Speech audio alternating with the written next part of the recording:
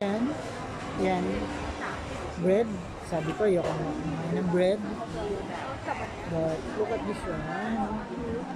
Mahal yung mga yan. Mayo.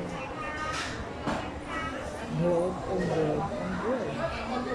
Bread lang yun. Pero mahal yung mga yan. So, we are at the San Morin. I don't know how to pronounce it. So I don't know how to pronounce it, but it's a French bakery.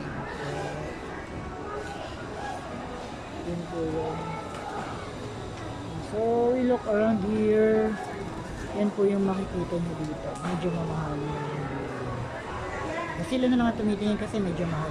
Alam mo naman, dun lang tayo sa mga hindi ganun. Kasi yun lang yung afford natin. Okay?